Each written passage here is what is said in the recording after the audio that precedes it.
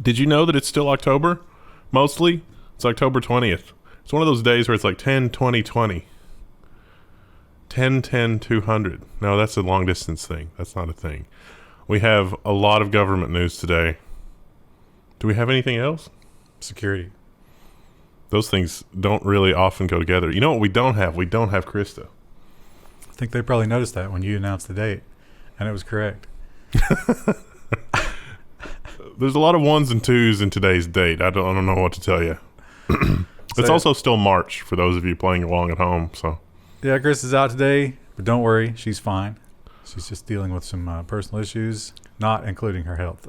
It sounds like I'm denying that too much, but she's really fine. It's been a while. Seems like I almost thought maybe he was hibernating, because we have not had a story about Mr. Ajit Pai. But as we near the end of his tenure as leader of the FCC, because if the election goes one way, he's probably not going to be around much longer. Or, he might be like cleaning the vending machines. He's certainly not going to be in charge. And so it seems like he wants to go out with a bang. FCC will move to regulate social media after censorship outcry. This decision comes after a whirlwind of moderation and debate. So historically, the FCC actually did do this for radio and television. They would define what was decent in our communications mediums. And they've sort of abdicated any kind of anything reasonable or responsible, any kind of certainly responsibility to the citizenry to make sure that, the internet is not going insane from corporate overlords just sort of doing whatever they want. So we'll see. I have to say, I still don't agree that the government should be involved in this kind of thing. I don't agree that they should be involved in radio and television. Aside from you're leaking signal.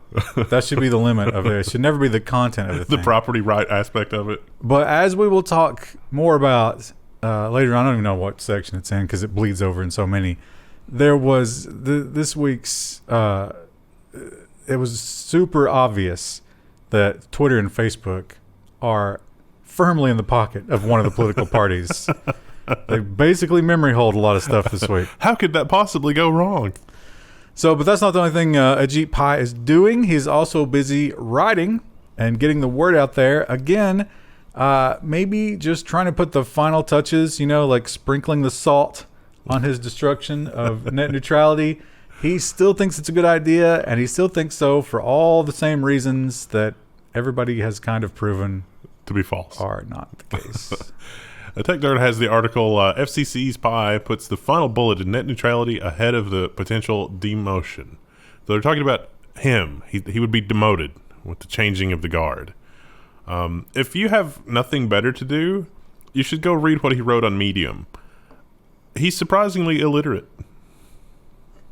I don't know if I'm surprised by that. Also, Carl Bode, I think the guy from Tech Dirt, I don't think he's ever written an Ajit Pai article without several obscenities in it.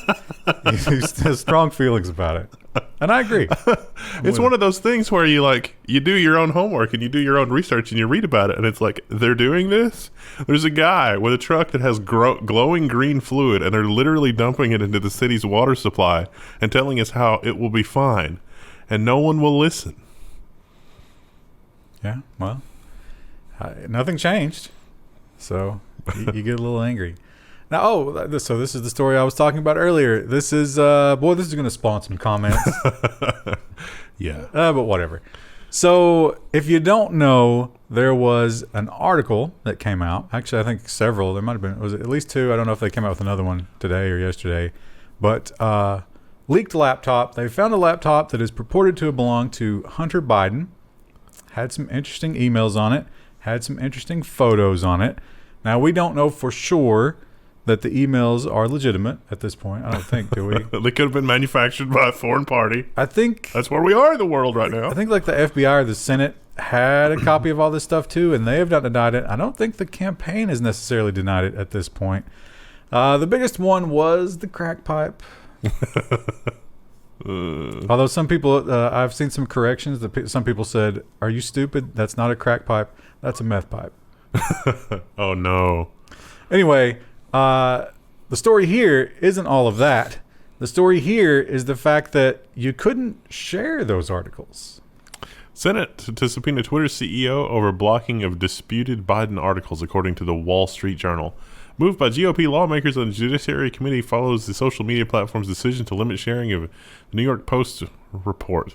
Now, Twitter, it's weird because Twitter said that they can't, share anything that is illegally obtained information and blah, blah, blah.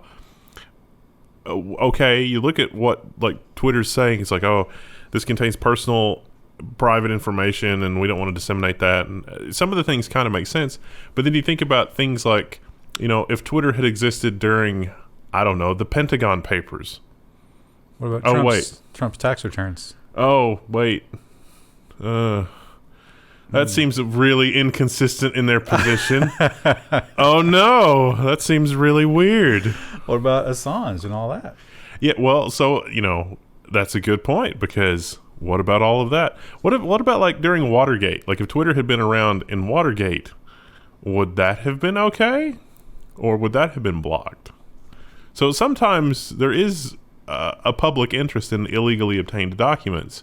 But at the same time, everybody is behaving badly here. All sides. It's just, it is insane. It is completely insane how reasonable discourse is just not even possible anymore. I think we pretty much know for sure this came from Giuliani, right? So this was a political move.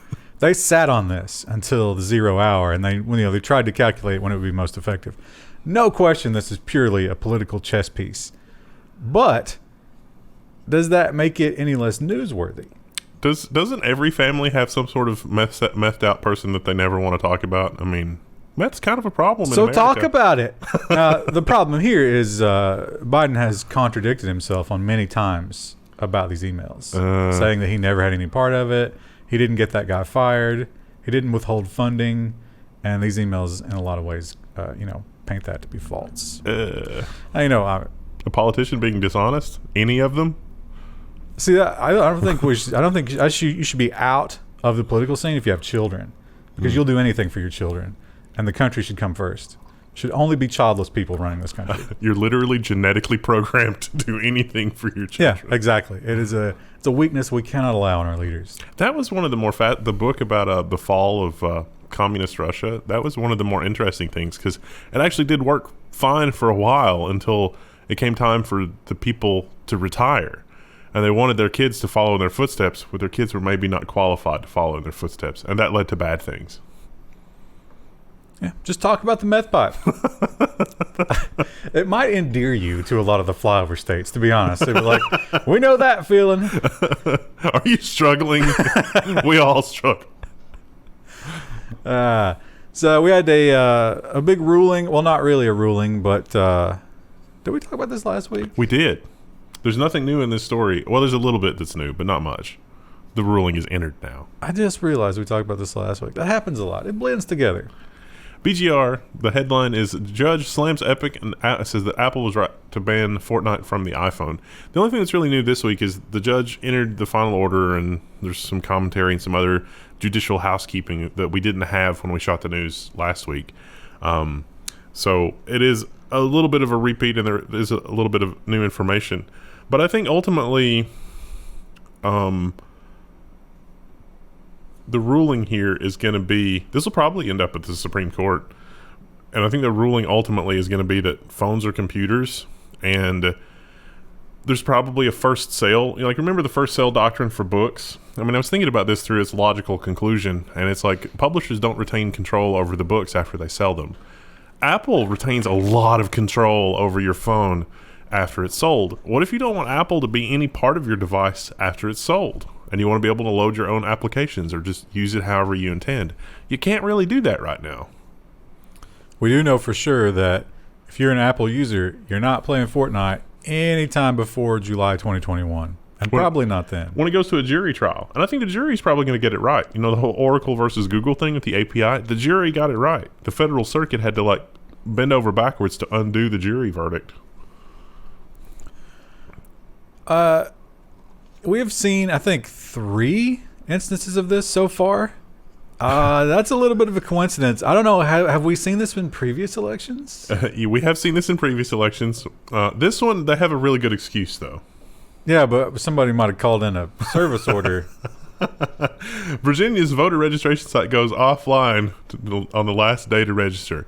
It wasn't, scheduled maintenance like the last time we talked about this. It was a backhoe. A backhoe knocked out the fiber, and it took out a lot of stuff other than the voter registration site. So, yeah, if you waited to the last day to register, tough luck. It's like, hey, Bubba, you need to take out this telephone pole. I'm putting a hit out on a telephone pole. Is that a thing? I mean, it's Virginia. Yeah, I can totally see that being a thing. They have not announced whether or not they will extend the registration, although at this point, probably not. We, here in Kentucky, the Bluegrass State, got a new kind of driver's license. I don't have one yet. Did you get one? I haven't gotten it yet. But they're like really locking it down until you get that new ID with its new security features. You can't like get a passport and do certain things. Unless you already had a passport. And you can't fly unless you use your passport to fly. So that's annoying. And it's like, do we really need to add more lockdown? And Florida says, oh, yeah. In fact, we would like to track everything you do digitally. And this would make that so convenient. Florida could soon offer digital driver's licenses.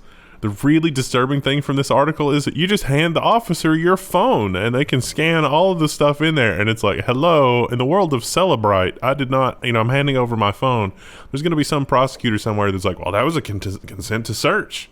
Don't do this. This is dumb. Rise up and stand against this because this is really terrible. In 3-4 years' time, it's going to be built into the car. Yeah. Because how convenient is that? And somebody's going to steal your car.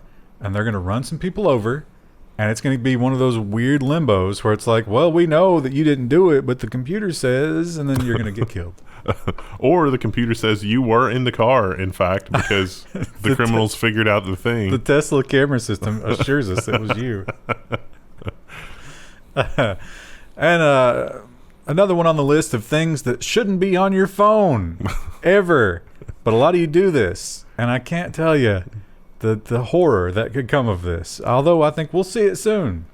China starts a digital yuan trial by giving $30 US approximately to 50,000 people.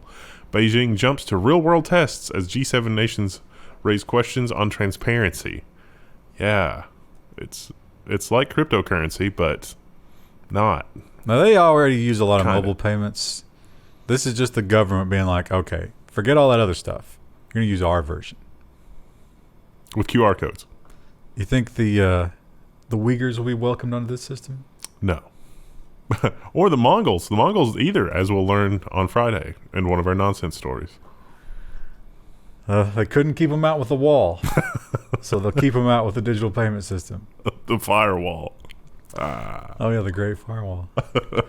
The Financial Times has the worst paywall in the world. Speaking of terrible walls. Because it only gives you like the URL isn't friendly, and it just gives you the tiny little thing up in the thing to read the headline. I read this on MarketWatch. MarketWatch will just copy their stories. Go to MarketWatch. Financial Times reports that EU targets big tech with this hit list facing tougher rules. So basically, if you're a big technology company, there's this huge list of rules that the EU is working on that you're going to have to follow. And honestly, most of them don't seem unreasonable. And a list of companies that are going to get special attention. And they haven't announced it yet. It's Google, Amazon, Microsoft. They're definitely on it. They say there's probably going to be about 20 companies on there. And if you are one of those 20 companies, so they're thinking about, and this is maybe a good idea, although it gives government a lot of leeway to, controlling the list gives them power to siphon money out of the tech companies and give them too much influence. But if you're a mom and pop store, you're not going to be the subject of these kind of crazy rules the same as you would be if you're a Facebook, which is maybe a good thing. It almost does seem like there's kind of an undertone of please, entrepreneurs of the European Union, come up with a competing product for European Union citizens. We won't put you on the list. Yeah. Which, I mean, I think it's possible to have commerce and products without collecting people's data. So... yeah. In 1990, that was totally possible. Actually, no, they were good. What do we do with all this data? I don't know, but we've got it. Petabytes and petabytes of people's personal data. Oh, yeah, the NSA were groundbreakers there, right? Like, I don't know what we're going to do with it, but we're going to collect all of it. The algorithm says that when you search for peach pina coladas, you're going to try to murder a senator. So we're just going to head that off at the pass. So, have you ever... I think I know the answer here. Have you ever clicked on a mobile game ad? Nope. And installed it? I do see a lot of mobile game ads where I look at it and I'm like, wow, that looks really good. I wonder, can they really run that on these tiny little phone processors? Seems like no. Maybe that's true, because it turns out in a lot of cases, what you see is not what you get. Homescapes and Gardenscapes ads banned as misleading. I hate that we're giving them more attention, but I think we've all seen the ads. You know what's funny? As I was reading this story, I got an ad for this. They said they weren't going to run these ads anymore because the gameplay is mostly not like this. There's only a couple of levels where it's like this. So I guess you drop the water down first and then the lava. It's like, okay, yeah, this is going to engage me a little bit. I'm going to think my way through this. Maybe I'd be interested in that. Except this is the game. And you only get to do the other thing when it's like level 10 or 20 or whatever. So this is basically Candy Crush and not the other thing. Probably some ad agency was like, look at this amazing thing we thought of doing. Because people will click on that because you can see what this game is about a lot better in this screenshot than the other screenshot. Or, I mean, how many of those can you come up with? Yeah. You got to bleed them out slow. Oh, the weird, it's like slidey puzzle things? Right, yeah. So they don't have enough of those to actually make a strategy game. Oh, well. That was in the UK. That's BBC saying that. They promised, we're not going to run any more ads like this, as I was still getting the ads. No, those are the old ads. We do still have contracts for those till 2025. I made that up. Also in the UK, they have been doing remember the old learn to code debacle? Yeah. Insulted some people. Still can't say that on Twitter. Seems like the UK job people, the employment people, did not see that story, or at least did not learn from it. Government scraps ballet dancer reskilling ad criticized as crass. So the culture secretary distanced himself from the widely mocked poster amid job losses in the arts. So everybody's at home, ballet dancing, it's not a thing. Fatima's next job could be in cyber. She just doesn't know it yet. It's like, oh, you're a ballet dancer? Come learn cybersecurity. A lot of people need to do that. This is a little tone deaf. I suppose it's like a colloquial use of cyber, but I would almost immediately interpret that as like, Fatima's getting an OnlyFans. I didn't even think about that. But yeah. Too bad Chris is not here because she has strong feelings about, the arts and that kind of thing. I mean, clearly, like, humanity needs the arts. That's a thing that we need.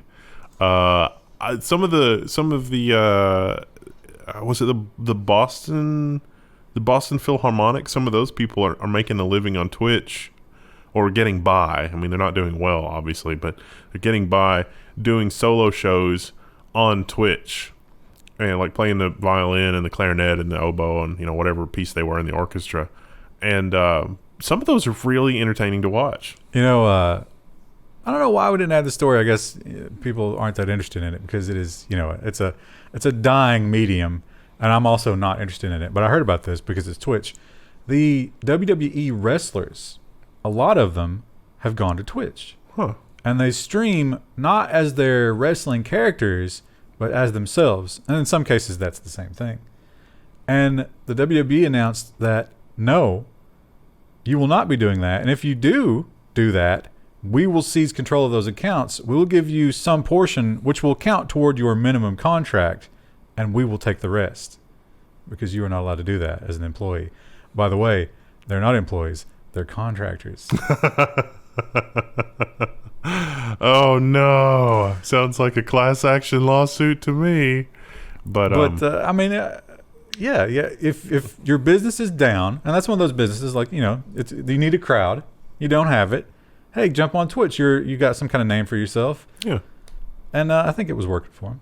I think that clearly the whole need for an arts, all that kind of stuff is good. But in a time of crisis, like if you have other skills that you can use to pay the bills, that's okay. Like if everybody wanted to be a ballerina, we would not have a functional economy. And you could be a ballerina and an open source developer. Don't let anybody tell you can't. Yeah. Although I think they do have to practice a lot, don't they? I do have to practice a lot. You have to practice a lot for being an open source developer too. Well, there you go. Got to put on your asbestos suit. You got to do like a rotating Monday, Wednesday, Friday schedule. Deal with the flame wars. Here we are. It's been a while. I mean, not that long, but more than a week is a long time now that we have not heard the call to destroy privacy. But don't worry. You're back on it and you think, oh, is this Barr again? No, it's every other government in the world. The Five Eyes governments, of course, India and Japan make new calls for encryption backdoors. Yeah, another call for encryption backdoors in modern technology.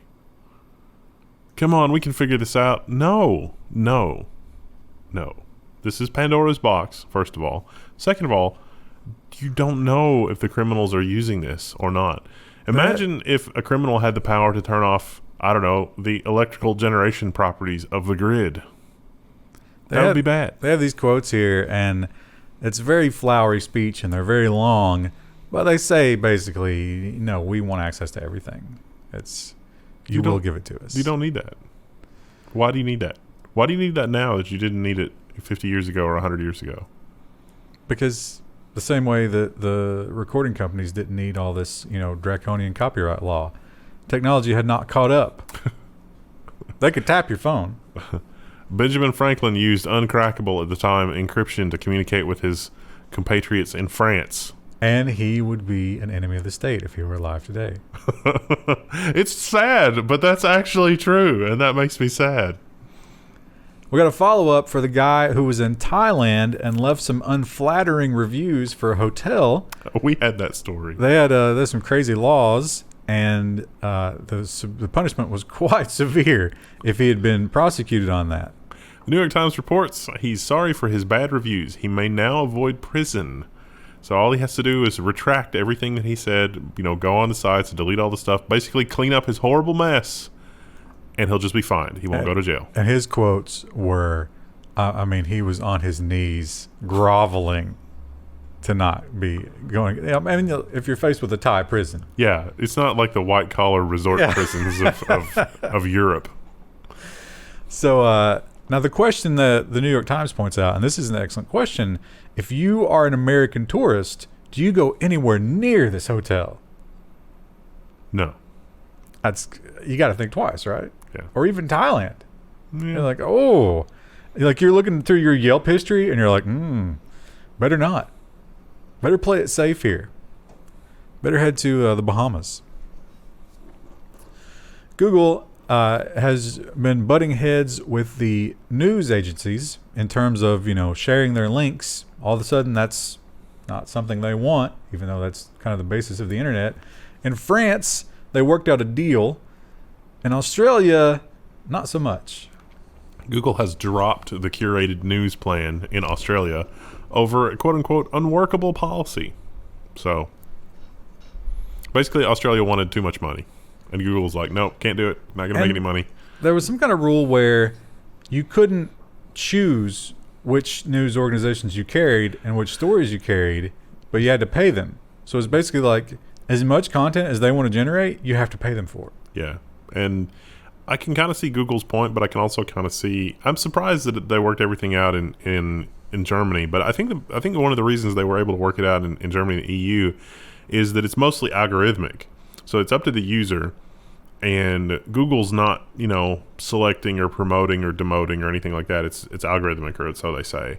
But in Australia, they said, let's do the same thing and have story excerpts, and it was just no. So the only thing they can have in Australia now is just a list of links. So links are permitted. It's just got to be purely algorithmic and not any kind of anything from Google, including user preferences, which seems crazy. Yeah. I don't know if I hate the idea of being like, all right, you're going to get too crazy with your laws, we're out. Well, could you deal with it client side? Like, what if you had a reader that wasn't running on the internet that was running locally, and then somebody could pick the things that's like, never show me anything from the Financial Times because their paywall is just terrible. Yeah, but then you're going to get that bloatware. Yeah. And like the PC sellers are going to get politicized. Oh, you got a Dell PC. You'll never see Fox News. It's scary that that's what the world's becoming because... Becoming? We're at the end of the runway on fire. We're not landing here. Contact tracing. Don't see that much contact tracing going on around here anymore. Not like this, because we would literally burn the buildings down if they tried to do this, because we're real skeptical of these kind of things. We still have problems with census takers around here. I mean, we will burn buildings down, that's obvious, but I don't think we would about this. The people don't understand it. So our contact tracing is more like, I think if you get sick, they're like, okay, give us a list of who you've been around. In the UK, they did something different. This was mandated by the government. If you're going to operate a restaurant or something like that, you had to keep lists of all the people that visited your restaurant. So that was kind of cumbersome to keep lists and manage them and all that stuff. I mean, if you own a pub, you probably don't have a database in the back. No. You should, but you probably don't. So they hired third-party companies, and you can guess what happened. Contact tracing data harvested from pubs and restaurants is being sold on. You can tell by the headlines that this is, not an American source, but that's... I thought it was like I had the script blocker on, and I was like, oh, it's cutting off the title. Sold on to whom? No, it's how they talk. Yeah. So these apps make it easy for a pub owner. It's like, just go download the app, click the thing, run the code, whatever the app is set up to make it easy. The problem is that this is an advertiser's, gold mine, because you can see all of the people that are around and then make inferences from that and put together a complete profile. It's like, Bob is there, and we've also got Bob's Amazon profile. Oh, Joe is there, and we've got Joe's, credit card purchasing habits from his, extreme rewards, whatever. Yeah. Unfortunately, the people going to these places had no idea they were signing up for that. So that's unfortunate. And the mandatory encryption backdoor means that will be shared on with other people involuntarily, quietly, and surreptitiously with no one really knowing what was going on because the encryption didn't work. Yeah. One guy gets stabbed at the bar you went to, and now your name is on a watch list for the rest of your life. Welcome to 2022. Might not even take that long. We have a new security bug in Linux, and this is one of those... in Bluetooth. And it only affects the Linux Institute. But they do go on to point out that you're unlikely to be affected by this because you would have to be physically very close, and the planets have to align. Google and Intel warn of high-severity Bluetooth security bug in Linux. You can run arbitrary code at the kernel privilege level. Excuse me. Sorry, rip headphone users. So yeah, it's not that big a deal, but it is true that a lot of these embedded devices never get updated, and they do have Bluetooth. So that could get weird. You might see some kiosks showing some interesting things. If you're into that kind of thing, maybe you should look into some kiosks. This one is much more terrifying. Now, we knew that Google would give your location data. For example, there was the guy that robbed the bank, and everybody that was in the bank or around the bank got their IP address and their phone information delivered to the cops just because of where they were. The other one was a shooting, I think, wasn't it? Yeah. The bank robbery, the shooting. There was one that was a suspected hit and run. Yeah. So just being at the wrong place at the wrong time with your phone could get you scrutinized by the police. But now it's even easier to get there. Google provides police with user info based on search terms. So there was a murder. It was a arson. Or arson. Whatever. Somebody might have died, but it started out as arson. And so the police said, hey, did anybody Google this address? Turns out the answer was yes. And that's how they got their suspect. You think it was just one? Well, one of them was apparently enough to be suspected of that. But also, like, how do you know? Because, we've done a lot of episodes on really shoddy police work. So yeah. So pro arson tip: Go and actually buy a physical map. Don't Google it. But couldn't you just go to Amazon and be like, we need to know who bought a physical map of the area between blah No, and go blah. to a gas station, pay cash, do it the town over. Come You on. can't pay cash anymore. You have to use the digital yuan. Digital yuan. What are you doing? Steal somebody's phone. Zoom. Remember when all of this darkness started and Zoom became the hero? And then there was that whole thing about people were like, hey, you said this was end-to-end encrypted, but we kind of looked into it and It's going to China. it's definitely not that. And they were like, oh, it's going to be soon. And how many months ago was that? A very long. But finally, Zoom to roll out end-to-end encrypted calls. Zoom E2EE calls will be available starting next week. And it's for everybody. It was initially going to be for paying customers only. But they said, no, we're going to do it for everybody. I think. yeah.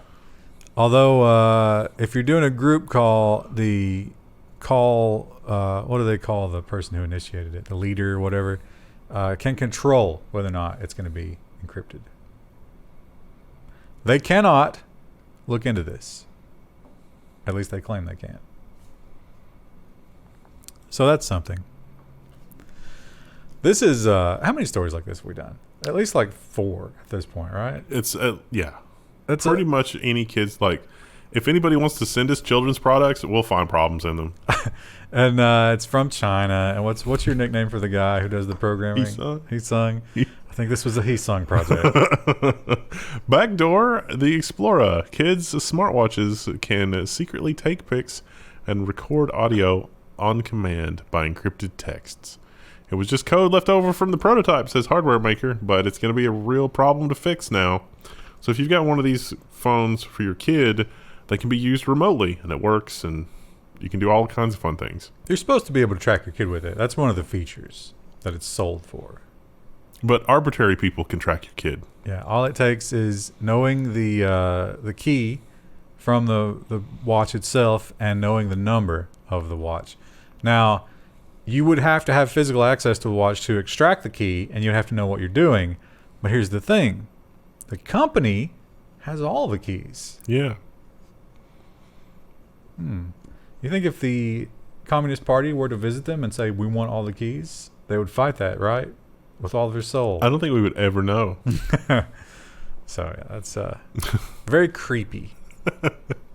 The Five Eyes countries want backdoors in everything. The Chinese Communist Party also wants backdoors in everything. And it's like, the Five Eyes countries are not going to share that backdoor with China. But ultimately, does that even matter? And the answer is no. Yeah. Well, and, they're out of one side of their mouth, they're talking about how bad China is. Yeah. Well, the other side, they're saying, we want what China wants. We want the same thing. Apple also has a bit of a security woe, although, again, not the biggest of deal unless you are a super, super valuable target and someone's willing to, actually break it, like physically get access to your hardware. Apple's T2 security chip has an unfixable flaw. The checkmate vulnerability that exposed years of iPhones to jailbreaking has finally been exploited in Macs as well. So the T2 chip is sophisticated and complex enough to directly run Doom because it's the thing that's connected to the touch bar in Mac laptops. But it is itself not secure. So it's not super severe yet, in that when the T2 system is reset, whatever the attacker has done to the system will be lost. But that's also kind of terrifying because if somebody fiddles with your Mac laptop, it does require physical presence. If somebody fiddles with your Mac laptop, they could install malware that lives in the T2 rather than the host's computer. But it would still have access to the keyboard and memory, and you'd never know. So it'd be the worst kind of malware. And, a government or, a high-profile outfit with a lot of resources could build a device and just pop it in there. You're not going to know. And then every time it boots up, hey, inject some malware. And it's basically undetectable malware. Yeah. It's certainly an undetectable keylogger. Right now, there's a whole team at the NSA. Yeah. And this is all they've been working on. Or maybe the NSA employee was already working for Apple and Apple just didn't realize it. That happened with Google. The FBI has put out this warning. So it turns out, people aren't really traveling that much, and hotels taking a bit of a hit. So hotels are sort of reimagining themselves, and they're like, hey, you need a quiet spot to work. Just give us a few bucks and come and work in the hotel. We've got all this cool stuff like free Wi-Fi. And the FBI says, hang on. An increase in telework from the thing could pose a cybersecurity risk for guests. The dangers of using hotel Wi-Fi. And yeah, so it turns out, basically any corporate traveler that has done anything for the last 10 years, hotel Wi-Fi, not only is it crap, it's probably insecure. So you think, hey, I'm working remotely anyway, right? Why don't I just work remotely from the beach? Well, might not want to do that. Nope. Or at least take your own hotspot. Yeah. For God's sake. And that's not that much better, really. No. Especially against a nation-state attacker. Ask anybody that's in D.C. because huge number of fake cell phone towers in D.C. London is pretty famous for their CCTVs. At this point, I think they're kind of like out of date and garbage in terms of resolution. All the big West Coast tech companies are like, get on our level, London. Go on. Look what we've got. But we can see the individual ear hairs on that person. Yeah. But they do have a new tool. Now, they assure us these are not being monitored by live people. They would never be. But can we trust that? AI cameras introduced in London to monitor social distancing and lockdown restrictions. 1,000 sensors in cities including London and Manchester. So you gotta show them the picture with the little boxes drawn around people. It's like, oh, that's a bicyclist. Oh, that's a pedestrian. Now, where have we seen that exact picture before? A little place called Hong Kong? Something about facial recognizing the protesters. This could. Now, when the lockdowns are over, assuming that ever happens, they're going to pull all these down, right? No, and in fact, you're going to start getting fines for them. So, interesting. They said, and also this is not supposed to target you individually. This is just supposed to give them aggregate data of, are people distancing? I'm sure that it's possible to have completely innocent uses of these technologies, but if you build it, it will be misused. I think it was built to be misused. The chances, in this case, I think the potential harm from misuse outweighs the potential benefit from being used correctly. Yes. Well, let's say that it returns a value that says, no, people are not social distancing. What do you do with that information? You be sad because there's nothing you can do, really. You can only escalate from there. Literally the entire population into the town of London, public floggings, public execution. I don't know. If you use that data to further lock down, that's when you flip the cameras into protest mode, because that's what's going to happen. We've seen it. How do we put the fear of the Queen into the people? That's what we need to do. And then they'll lock down and distance properly and all the other things. You televise all of her private recordings from the rituals. It's just a recording of people being tortured that's not real coming from the Tower of London, and maybe that will... Like, no one was actually tortured. It just sounds like that to keep everybody in line. And finally, with the new consoles coming out, the old consoles are not yet completely obsolete, but they are getting updates, probably to match the software that's coming in the new consoles. And you can guess where this is going. That's right, privacy violations. PS4 firmware 8.0 records all party voice chat to shut down quote-unquote code of conduct violations. So if somebody says something that somebody doesn't like, and they complain to Sony or whoever, they're, Sony's like, okay, I don't know if they said that or not. Now they'll just have a recording of everything. They can play it back and be like, oh, yep, that was a racial slur. Banned. A less scrupulous company, now Sony would never do this. They're, beyond reproach. But a less scrupulous company could also mine that with a simple AI to sell advertising profiles based on what you discussed. Surely that would never happen. I mean, if you're gaming and you're like, oh, hey guys, hang on a minute, my Tostino pizza rolls are ready. Would that be valuable to the Totino's Corporation? Would it also not be useful to just like, if somebody says something really terrible to you, could you just mute them forever? No, this is 2020. You must attack them. They must be destroyed for their transgressions. If you mute them forever, though, they would never be able to say anything again. How long would it take to mute all the terrible human beings that you might play a game with in the all-party voice chat? You don't understand. It's not about that. It's about showing them that they're wrong.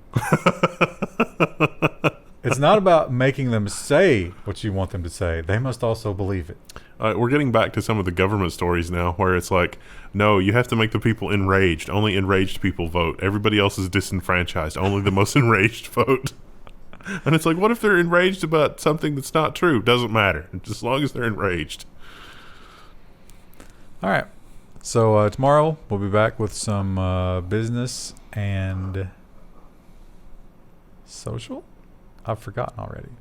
Business and social and Linode. Check out that link. Join us then. Also, for those of you, we always get comments. So I guess some people don't watch the beginning, some people don't watch the end. Chris is fine. She's just not here today. She'll be back next week, I think. Another day has rolled by. It's 10/21. I don't know. It could still be March. We are having some beautiful fall weather. Yeah. I mean, that doesn't affect you because you're not in the same general area as us. But I was outside painting yesterday. Yeah. Did you get some like zen? It was really nice because it was just the right temperature. And the sun was out, but it was kind of overcast, so it wasn't like direct beating sunlight, but it was really bright outside. Do you feel like you got into like the Karate Kid thing where you learned some? Yeah, I definitely am feeling the arthritis and the... I don't think that's what the Karate Kid thing was. Well, if arthritis cripples your arms and fingers and even your legs, it won't matter in the future because you won't need them, at least to get where you're going. Because... So we got so many stories about that this week. Once again, he said it. He got in trouble for saying it before, but he's doubling down. Elon Musk says that Tesla will release a beta version of its quote-unquote full self-driving feature next week to some drivers. It probably won't make the cars fully autonomous. Some people ask, why are we constantly abusing Tesla and making fun of them? Well, because the full self-driving feature is not actually full self-driving. I guess if you're fourth dimensionally challenged, the full self-driving feature means full self-driving, but currently where we are today, 10/21 of 2020, full self-driving does not actually mean full self-driving. It's just a form of driver assist.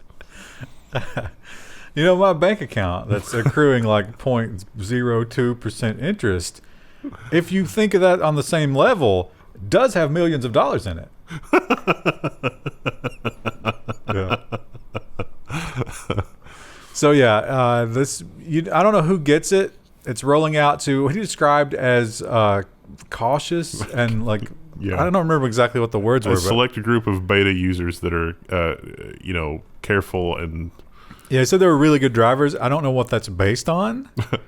The terabytes and terabytes expert. Of video. The expert and careful categorization is based on probably petabytes of video that have been collected from their vehicles over the lifetime of the vehicle. He said it's going to be profound. This is the $8,000. Now, so last week we talked about the butt dialing. That was $5,000. This is $8,000. That was the upgrade. They already had some of the features. Oh, okay. So yeah, if you're lucky, maybe you'll get this. It's supposedly not only going to be a lot better at parking lots, but it can also take exits. I thought it already could do that. I thought it could too. And do a lot of other like non-highway activities. But we'll see. I'm sure there'll be so many stories about people abusing that. The next story should be the one about the signs, but okay. Oh, I think that's in another section. Oh, no. I think that's in... I don't remember where that is. It might be in nonsense. Did I miss it? I think it's in nonsense. We got an amazing Tesla story for you coming in nonsense on Friday. But this one is also... Or maybe later. I don't know. This is also nonsensical. Yeah. Because when you see the details about this new contender, then it kind of makes a little more sense. But it's juvenile. Elon Musk tweets the Model S will be priced at $69,420 because he's a child, according to TechCrunch. You see, 69 is a sex act, and 420 means cannabis. Well, okay, so there were some other headlines that said this is the second Tesla price cut in a week, and it's like, okay, I mean, yeah, I guess that's technically true, but that's not why they did it. It's because there's a competing car that was going to be $69,900. The Lucid. Yeah. And so he's like, all right, we're going to undercut the Lucid. The Lucid is also purported to be lighter and faster than the Tesla. Which, at what point, I mean, I'm all for fast cars, but these electric cars are going to get real crazy. Yeah. If they're fighting a performance war, because it was already in the twos, right? For 0 to 60. Yeah. 1 second 0 to 60, that would be something to see. At that point, don't you run a danger of like ripping the asphalt off of the substrate? Well, you gotta, the tires would have to be slick enough to, like, you gotta get that bond with the pavement. Oh yeah. So, have you seen the like some of the pictures of the highway where like a truck locked up its brakes and then it like dug into the pavement and there's just craters where like the pavement built up like it was like somebody trying to stop on a long rug. But these things are so light. Yeah, that's true. What's going to happen is you're going to stomp it, and the tail is just going to start, fishing around. You're going to go in the ditch. That's what's going to happen, and then it's going to burst into flames because that's what they do. All that lithium. That's not the only thing that Musk is working on. Musk, and I got to wonder because we've seen Google and Microsoft, and I think Facebook as well. Their employees were not fans of the military contracts. Yeah. You think we'll see that from SpaceX? Probably. I got to think the SpaceX people are more like hardcore engineers than woke. Yeah. But there's probably a couple in there, I think. Pentagon wants Elon Musk to yeet cargo around the planet in an hour. Officials say SpaceX is working on a rocket-based delivery of military supplies around the globe just days after the news that it's developing missile tracking satellites. So the idea is the Pentagon is like, we need this on the ground in Afghanistan now, and then the rocket leaves, and it's there. An hour. They should really call that division of SpaceX Planet Express. There might be a copyright issue there. I think Fox would fight them on that. So right now we're using the C-17 planes, and they're was like 400 miles an hour, and the military's like, nope, we got to get there faster than that. So this is an interesting contract. SpaceX will put money into it, and the military will put money into it, but SpaceX owns anything they invent. That is nice. It's hard to do that with government contracts unless you jump through a lot of hoops. And or SpaceX. And are a billionaire who doesn't need the contract in the first place. I read this headline and I was like, oh, I know what's happening here, because my car actually has a removable roof. And it's got these little clamps, and if you forget those clamps, you're in trouble because it's a carbon fiber, and it'll just whoop right off there. And I was like, "Oh, that's probably these people were probably just dumb. Nope, they didn't clamp their roof." It turns out the Model Y does not have a removable roof at all. It's not supposed to ever come off. Brand new Tesla Model Y's roof flies off in first drive home. The good news is the roll cage was still there. The bad news is the roof really did fly off, and it's made of glass too, so I doubt it survived the fall. They actually didn't go back for it. They just called the cops, and they're like, hey, you might want to look for a roof. The dealership said, oh, either the seal failed or maybe we just forgot it. Was the dealership responsible for that? I mean, yeah, they replaced it. They gave them a new one, I think. A new roof or a new... I think it was just a new car. Well. But if you're driving down the road and you see a Model Y, maybe give them some follow distance.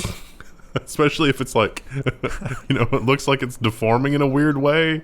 Definitely give it some. And this, we also should mention, this is brand new. He just drove it off the lot. On their drive home, this happened. So they just turned around and went back to the dealership. Oh, I had a harrowing experience yesterday. There was an old guy hauling a car like behind his farm truck. It was like one of those like drive up things where you drive the car and it holds the front, but the back of the car is just its wheels on the highway.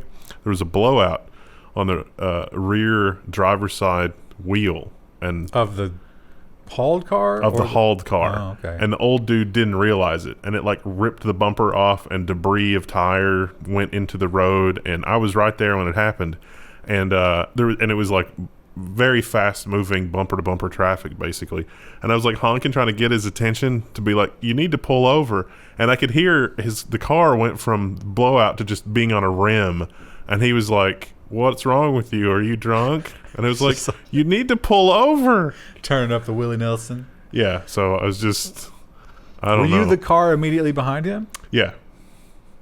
Man, if you had a dash cam, Yeah. you should have just drove right into that debris. I managed to dodge all the debris, but it was just like, oh my God. And he knew something was wrong because he slowed down, but then he sped right back up again, and it was just like, for the car behind him, and it was just like, oh, this is not good. I think the rule is, if the debris comes from the road, like if they kick a rock up, it's not their fault. But if the debris comes from their vehicle, it's their fault. Wow. Well, he didn't. He had no interest in play. He did eventually pull over, but it took like a mile. Have you checked your tires? No, I haven't. I probably should. Yeah, you definitely should. Well, we, like people complain. I compile a lot of the stories, and I don't like Tesla. So if there's a bad Tesla story, I'm putting it in there. I'm not gonna lie to you. I'm not gonna Joe Biden you. I'll do it every time.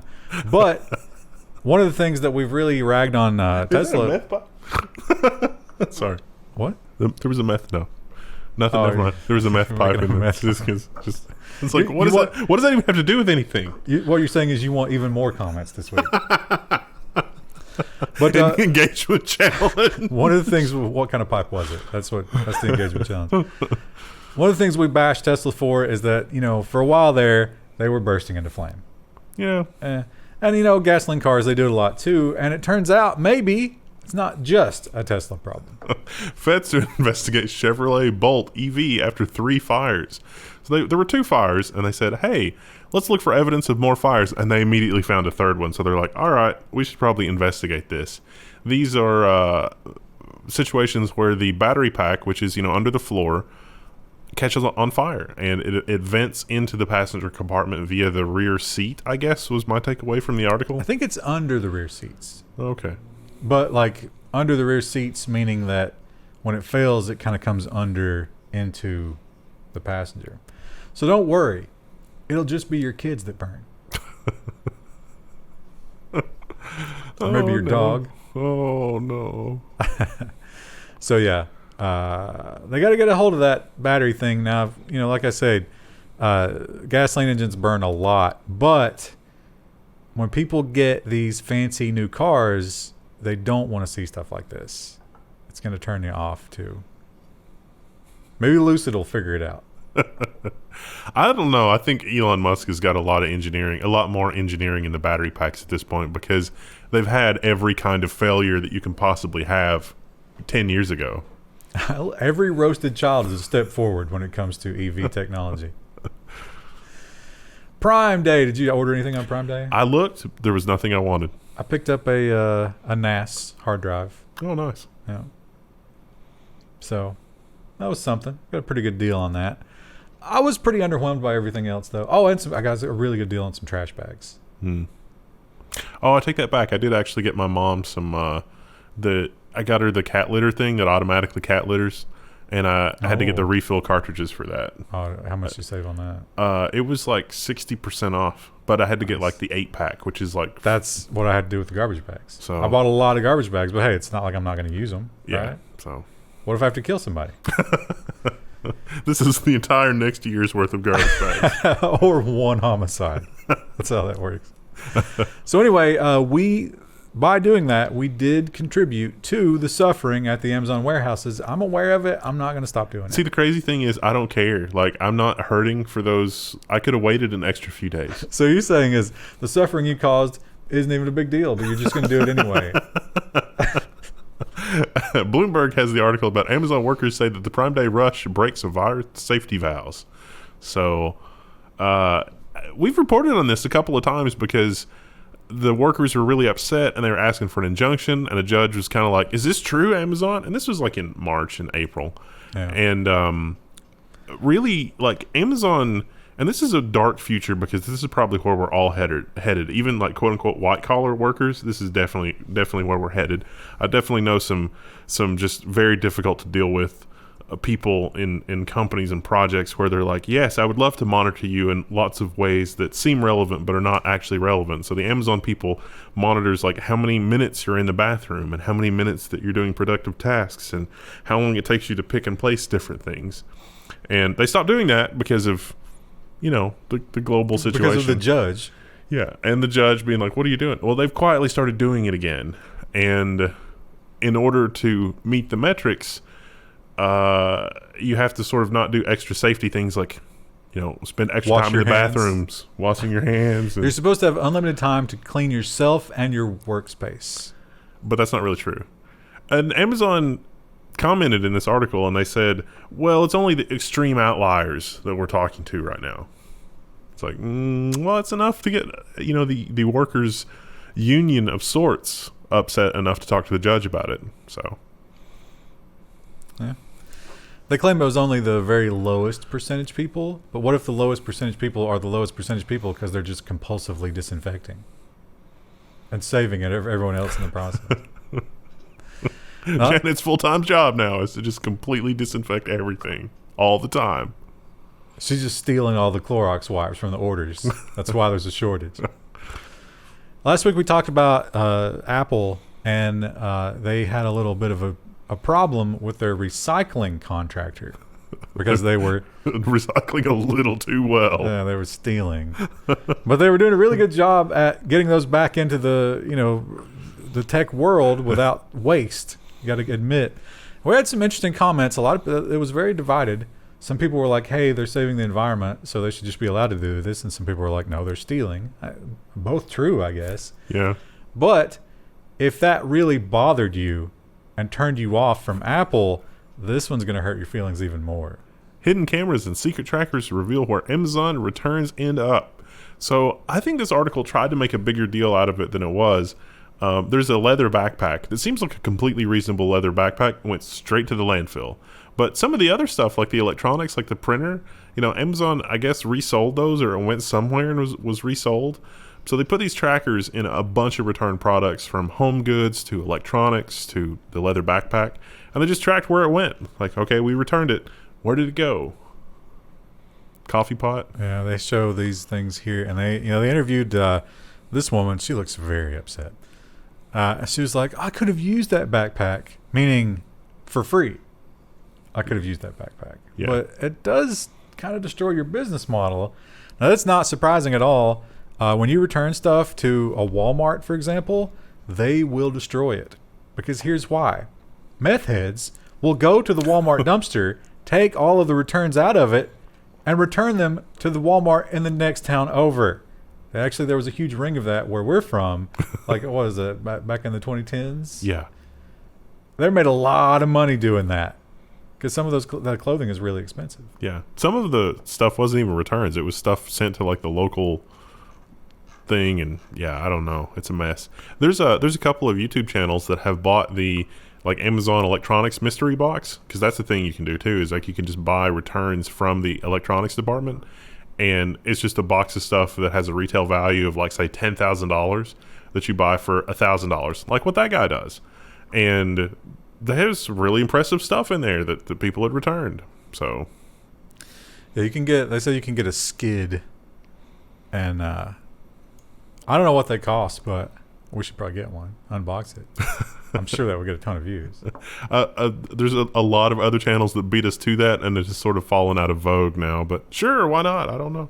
There was one of those I watched. They got it was when the Threadripper 2000 series launched.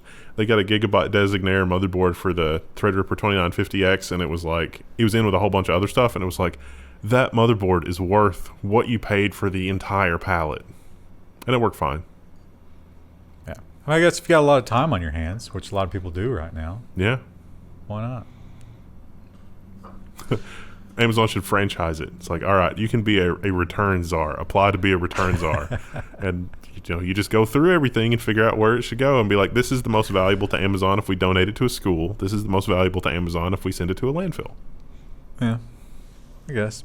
Now, they did point out that was a Canadian story, I think, right? And they do have a program where they will donate some of that stuff, but they don't in Canada. And they also have to be careful about the meth scenario, where if you get a lot of that stuff happening, then I guess it's not as much of a problem with Amazon, because with Amazon you have to have your receipt, whereas with Walmart it's like, oh, this is a Walmart product, we'll take it back. Yeah, I guess. They don't track it at the individual item level. How does that work? Because can't you return Amazon stuff to like Kohl's and some other retail locations? But you always have to have your receipt and your Amazon account and your password. Okay. It's always tied to you as the individual. Maybe that's Walmart's problem. They were too worried that people wouldn't accept the authoritarian big brother, we have to know everything about you in order to do returns. Whereas with Amazon, that's required for doing business. I bet that's changed at this point, though, right? After that happened. So maybe we could kill two birds with one stone and convince Walmart to go the Amazon route and just know everything about you. And it's like, here's your Walmart token. This represents you. If your token is ever revoked, you're not welcome at any Walmart premise. Or turn it into, wasn't there a reality show where they bought the storage containers where people had died? Oh, yeah. It was like an auction. Yeah. Yeah, the Walmart dumpster auction. Every week on Twitch. What if we could get the people that lived above the Walmart for years without anybody knowing it to host it?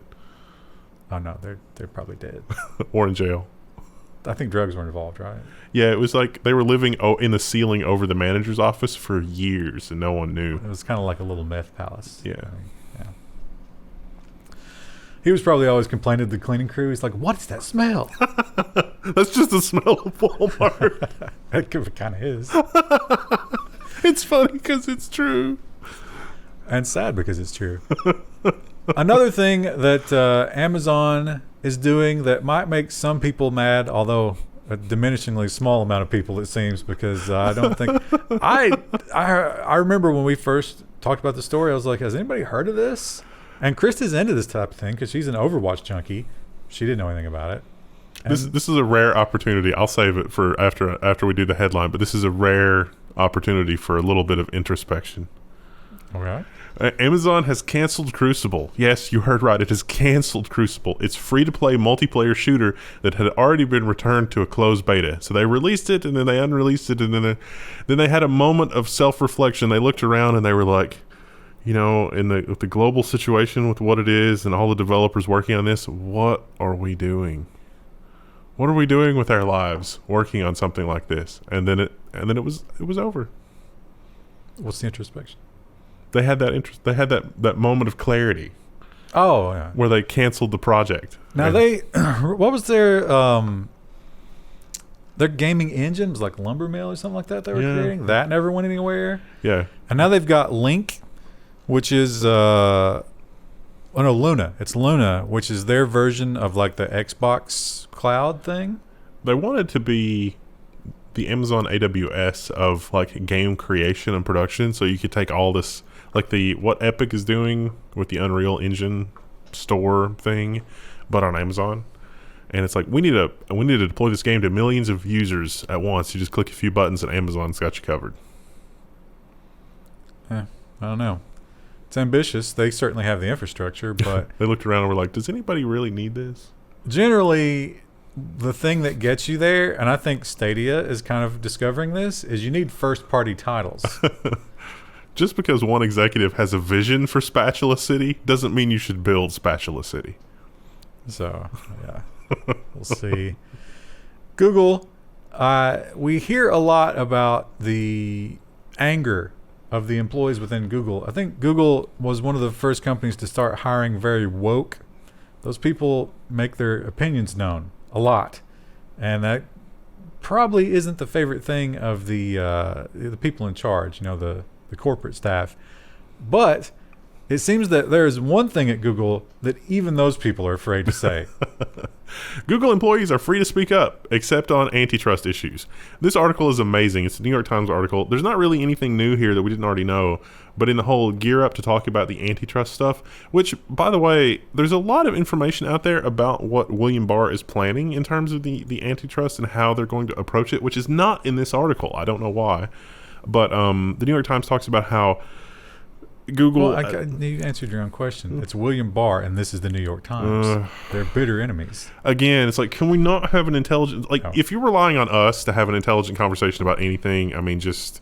But the DOJ is already... Like, they've already talked a lot about preparing antitrust against Google, and it looks like Google's... I think Amazon is a far better choice, but whatever. All right. And they talk about how Google has already set itself up to try to be... well defended against antitrust type investigations, because whenever they're talking about things like what's going on in the market, what's our competition doing, what can we do to outdo our competition, they'll copy internal Google lawyers and say this is attorney-client privilege, but in a lot of cases it's not. And there have been several cases, like one of the ones this article talked about was in Texas, and the Texas Attorney General, who is now the governor, was trying to get something out of Google, and they eventually just dropped the case because it was just so much work to try to get anywhere with any of that, because they actually did get a couple of the emails that were marked as attorney-client privilege, but they would not actually technically be attorney-client privilege because they weren't emails that were actually seeking legal advice. So, and maybe the more disturbing thing here was the anecdotes about the employees themselves when it rarely happened, but when someone said the A word, they were descended upon. And it was almost like an Orwellian re-education thing where it's like, Google employees are highly talented and they invite competition in the workplace. And then it's like, the people with their eyes glazed over just repeating that anytime that anything like that came up. They talk about a guy who was applying for a job, mentioned that word, and it went into his file. It's like he mentioned the A word. This one should surprise no one. We knew it was coming, but now that the new iPhone line has been announced, we know for sure that there's one thing that's not going to be in the box. Apple is now selling a 20-watt USB-C power adapter for $19. So they didn't raise the price on the phones, but did they? Because now you don't get a power brick and you don't really get much of anything. Also, they point out that this is to reduce waste, e-waste.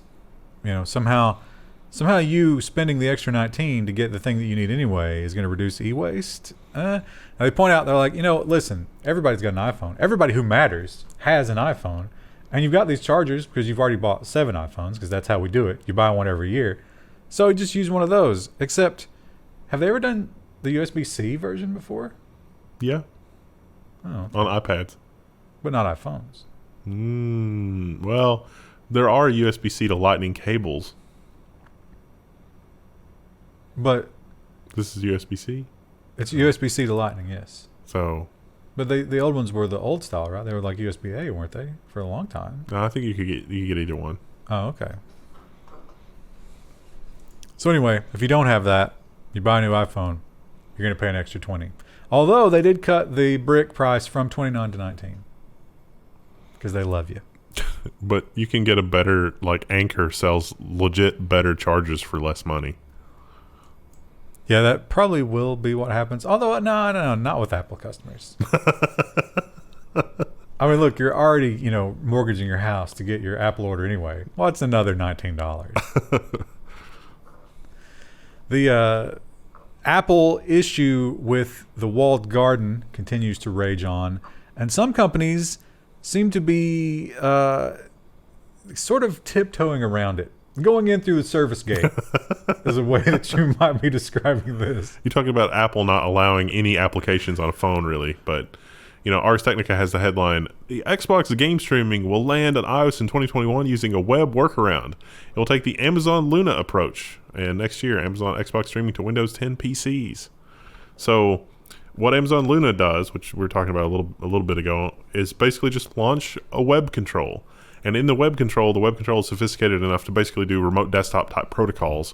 And so that's how you do it. And that's what Microsoft is going to do. But how insane is it that Apple is saying, oh, if you go through the web browser, that's okay. But if you do it through a native application, that's not okay. Well, is the web browser going to have the response time and the horsepower? Because they're using like a WebAssembly client or something, it's probably maybe not WebAssembly, but they're using something that is hardware accelerated in WebGL and blah, blah, blah. It is definitely a performance penalty. It's not as good as native, but it'll be good enough. I don't know though. I don't think. Well, I don't know. First of all, I don't see paying the penalty just to play those cloud games anyway. It seems like you're adding just more, and you're piling it up. The downsides to all of this. Apple is blinded by their own greed. It's like, you will not be permitted to run arbitrary applications on your phone. It's like you remember the old Flash games? It's like you're not going to be permitted to run Flash games on your phone because it requires an app. And it's like, what? For a while, you actually could get a browser that enabled Flash applications to run on iOS devices. I guess this probably runs afoul of that now. They even blocked the Commodore. You could get a Commodore emulator, which is officially sanctioned. And they didn't like it because you could type in basic programs. Like you could run, like the source code for the old Snakes game or something. It's like, I'm going to program in BASIC and be able to run Snakes on the Commodore 64. Initially, Apple was like, no, we're not going to allow this because you could run arbitrary, games on the iPhone. It's like, it's a basic emulator. You could key in Doom Eternal after several months. That is so stupid that I think it warrants the death penalty. Well, AT&T, we've talked a lot about them. AT&T is suffering a lot of cord cutting. Do you call it cord cutting when it's a satellite? Dish cutting? Their DirecTV purchase did not work out. Their HBO stuff is not going great. I love this because, like, when the purchase was announced and we did the news on that, I literally laid out how this was going to go, and I nailed it. So, bad news if you work for them. AT&T plans to lay off thousands of workers at HBO, Warner Brothers, and the rest of Warner Media. I'm very sorry if you work there. That's terrible. But if you watch the Level 1 news, I warned you this was happening. Yeah, cutting costs by 20%. That's a big number. The article also mentions that Apple has gotten a few nibbles on people to buy its DirecTV, what's left of DirecTV, for about a third of what they paid for it. And if AT&T is smart, they would go ahead and take that. Yeah, I don't see it increasing. No. Over time. Do you want it to be a fifth of what you paid for it? Because the clock is running, AT&T. Now, the boards of some other media companies might be looking at this and getting a little come to Jesus moment and saying, oh, maybe we should adapt before the industry destroys us, because our way of doing business might never come back to the way that it was. And the mouse seems to be doing the right thing. CNBC reports that Disney says its primary focus for entertainment is streaming, and it is announcing a major reorganization. Man, can you imagine if Disney did this restructuring 10 years ago? Like, if they'd realized what was going on, they would already dominate everything. Well, they kind of are dominating. I mean, Disney Plus is huge. Well, it's only because they bought literally everybody. Yeah, but they can do that, and why not? So they are, what was the last movie? Mulan. Oh, yeah. Mulan went straight to Disney Plus. Now, we don't know what the numbers were for that yet, but apparently they weren't too bad. They sold that for $30. And parents paid it because the children wouldn't shut up, I'm sure. And so they're saying, all right, theaters, that's a no-go. Maybe someday we'll think about that, but for now, we're putting all the eggs in the Disney Plus basket. And the parks, the parks probably aren't killing it either. Do you think that the media will become, like, because media is so expensive and we're getting so good with AI now that can read, the books will come back, but by having an entertaining AI reader to read along with you as you do a book, because books are a lot more exciting. Talk about an infantilized population. Yeah. You're literally being read storybooks by your AI while the world burns around you. But that is less than paying. I mean, I think that's a better situation than paying $30 for Mulan.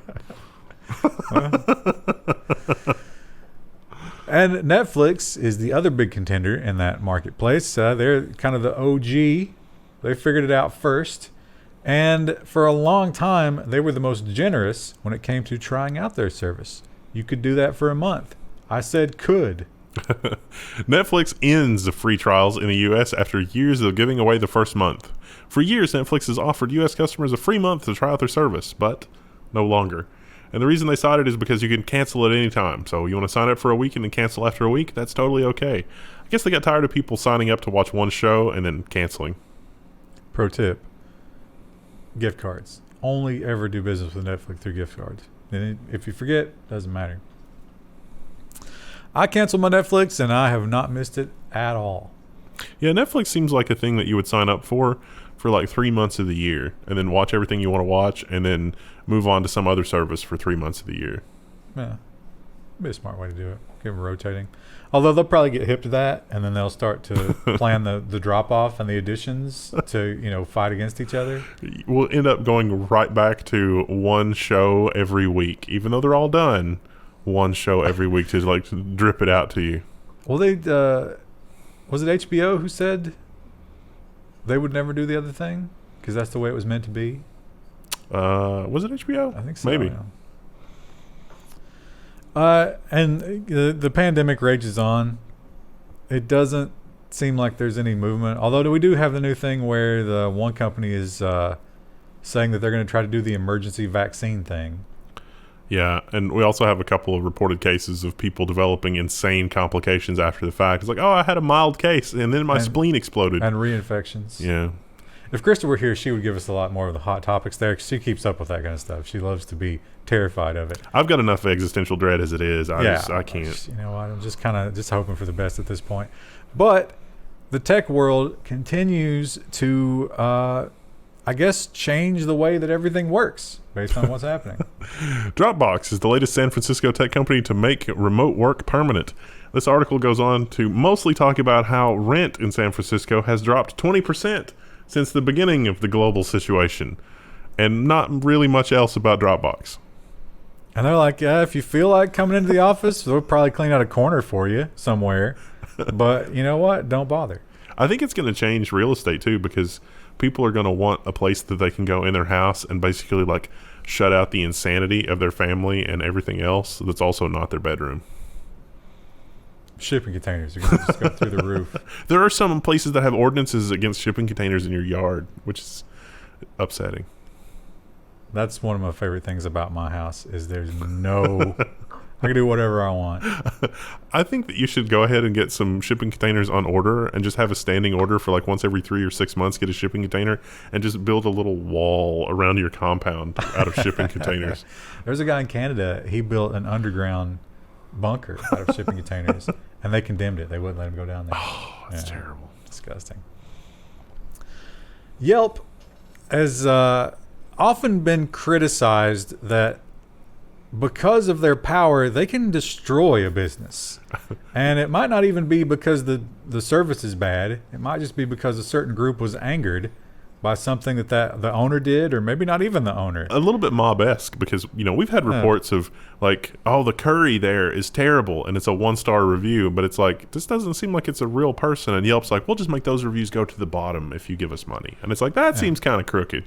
And when it comes to the stink of extortion, this one really ramps up the dogma. I can't. This is going to be used incorrectly. It's going to be abused, I guarantee. The New York Times says that Yelp will mark pages of businesses accused of racist conduct.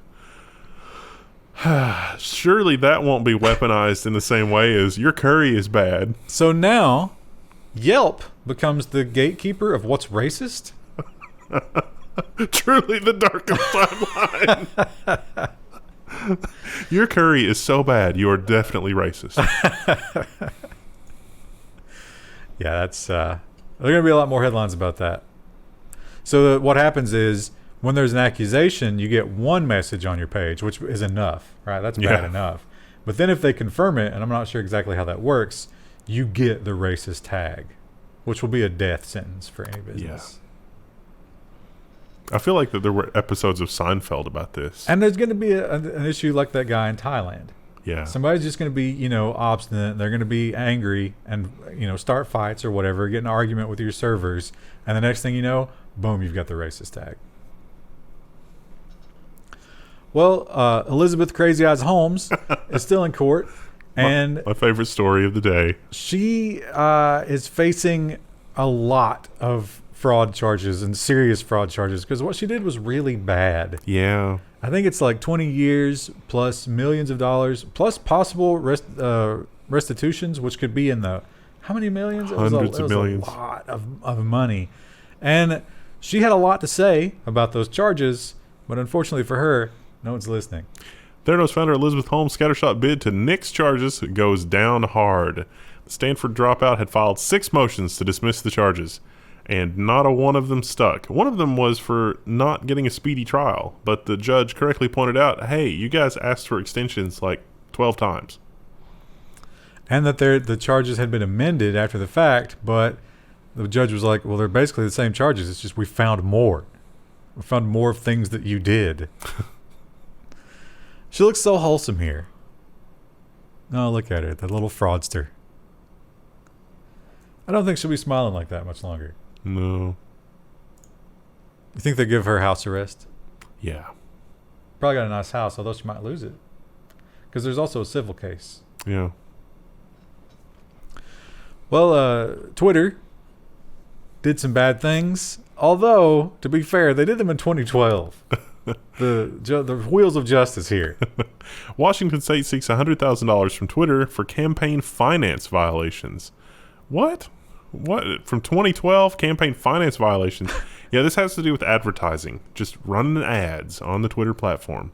Twitter didn't even deny it. They're like, what, 100,000? Yeah, whatever. Get the slush box out. Yeah, the petty cash box. Throw some money at these assholes and get them out of here.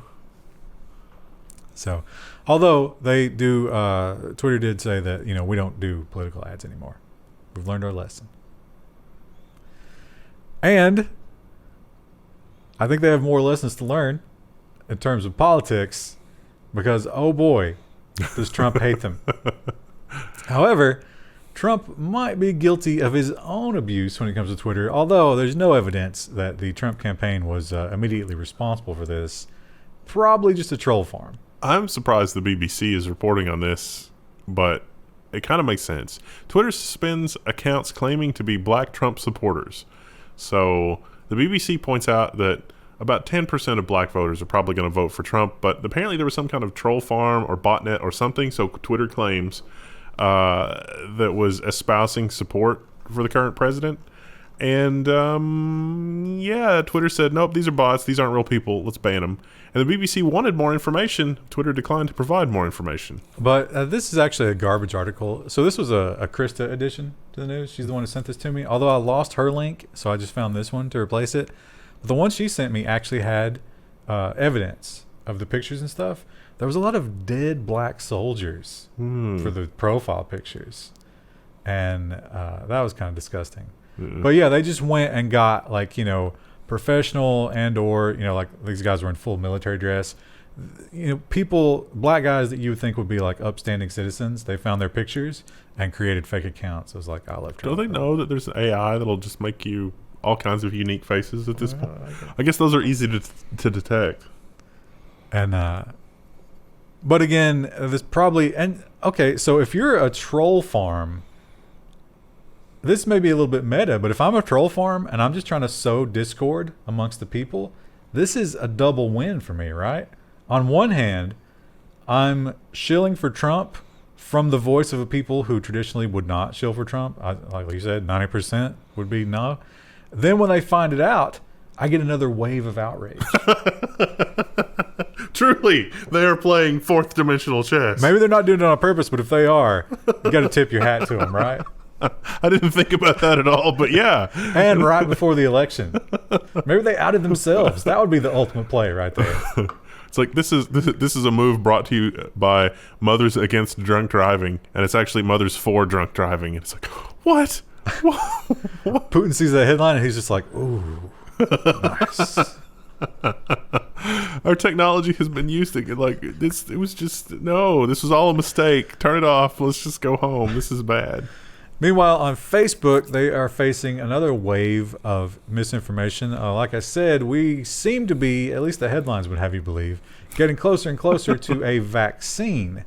And the more we move toward a vaccine, the more controversy will pop up around it. Facebook bans anti-vaccine ads, but not organic misinformation. I would love it if Facebook and Twitter had little pop-ups that was like, this person is just stupid.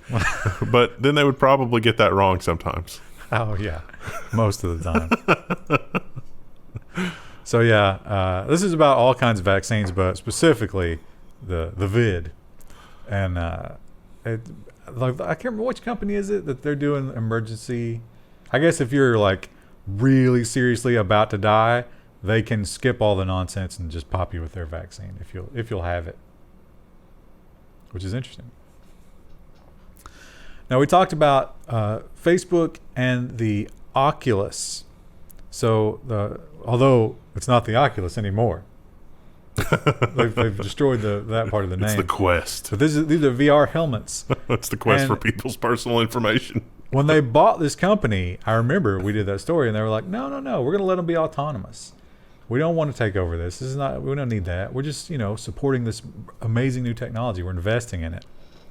Well, recently, they announced that if you want to use the new one, guess what you have to have? A Facebook account. And so some people obviously bought these devices and didn't have Facebook accounts. So what do you have to do? You have to sign up. But it's not so easy. Facebook's account verification leaves some Quest 2 buyers with a paperweight. This article cites several people that had trouble signing up for Facebook, including Facebook shutting their account down after an unspecified period of time for being a bot or being automatically generated or not being a real person. Still, other people, their accounts seemed to be locked in limbo waiting for review, but they couldn't actually use their headsets until their account was approved. Which requires photo identification and can take weeks. Oops. How much do those things cost? Like $300-$400? Yeah, a lot. Pay $300-$400. Sounds like a chargeback to me. You bring it home, and they say, no, you may not use it. Oh, I'm sorry. And it doesn't even have to be online. That's the sick part. TikTok has been banned in a variety of places. Some for political reasons, and others just because, the dregs of humanity seem to be on TikTok. One more can be added to the list. Pakistan has banned TikTok over immoral and indecent videos. That's really pretty much the entire story. Really what happened is they followed suit because that's what happened in India a couple of weeks ago. And it was like, we got 75 million internet users. We're out. This is, we're just going to block it. So it's blocked. Immoral and indecent. They're not wrong. And perhaps this story is an excellent illustration of that. Because the thing about TikTok is it's mostly young people, and it feeds that whole addiction thing where it's like, oh, I need to be more popular on TikTok. I'll do anything. And you get this. Insider reports that a woman was shot and killed while staging a kidnapping for a TikTok video. So she was 20 years old. She has a 1-year-old son who's going to discover this someday. And that's really sad. He's going to discover it by watching her old TikToks. She was shot in the head by one of her friends. It was accidental because they were trying to make a kidnapping TikTok video, but the gun was loaded. He was not following any of the 4 rules of gun safety, which is why we need to teach those in schools. So here she is. I don't know. I mean, she looks like the kind of gal who would make some really sound future decisions. She died. Not impulsive at all. Oh, man. Krista would love those socks. It's a shame she's not here today. That's our last story. And it's so sad. What's going to be worse is the other kids in school are probably going to find it before the other kid. Yeah. She had how many followers? Some of those kids are probably following her. Well, her kid's only 1, so it'll be like 6 years, but yeah. 6. 2, 3 at the most. Although with, she'll have fallen so far out of fashion by that point. And TikTok will have fallen out of fashion by the time those kids get old. The internet won't exist as we know it today. It'll just be some little... it's like just one webpage. Well, it would be known as after the fires. I think we should... we've got BC and AD. I think we should have UT. these uncertain times. So next year should be 1 UT.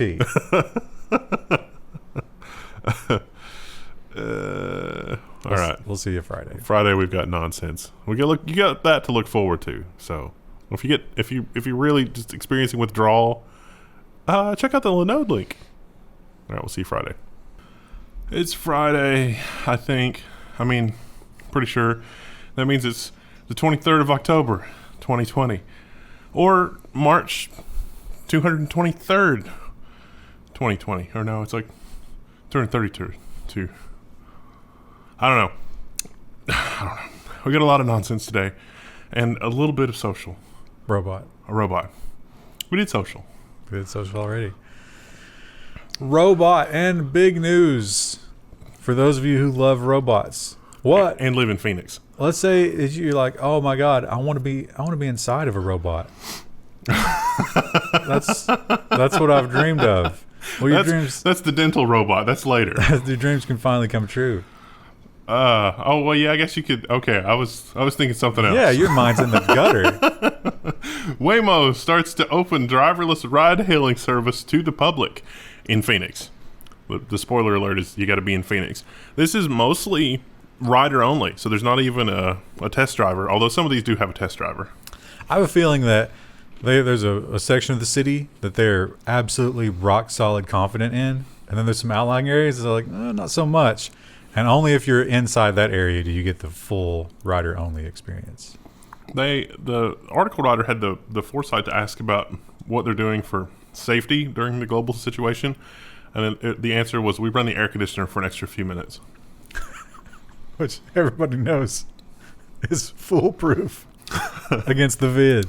I think, at minimum, like a bright flash of ultraviolet light would have been nice. Wasn't cold supposed to be better for it? Warm weather was supposed to save us. I guess they got some filters in there or something. Well, in the Tesla self-driving world, of course, we got the big announcement. We don't know exactly how well that's going to work yet, but I'm sure we'll find out next week, or at least have. I think we know how well that's going to work, but the people in the comments won't let us speculate on how well we think it's going to work. I'm sure there'll be some kind of improvement. I don't know how much. I don't know what percentage, but it turns out that some people behind the scenes are constantly trying to undo the Tesla autopilot, or at least find its faults. It's the holographic banana problem.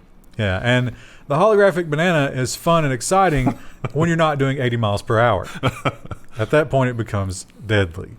Split-second phantom images can fool Tesla's autopilot. Now, in fairness, let's just go ahead and get this out of the way. These researchers were using a big screen TV by the side of the road. But they were saying, well, if you had an internet-connected billboard in just the right position, it could be the same thing. And I thought, they also used a projector. Well, if you look at some of the pictures and some of the other stuff, it's low. And so, billboards are higher. Does the camera take that into account? I don't know. That's not a picture of it. That's not what we want. It's a picture of some sort of burger. This is worthless. But they could insert, just a couple of frames in the billboard, and it would freak the car out.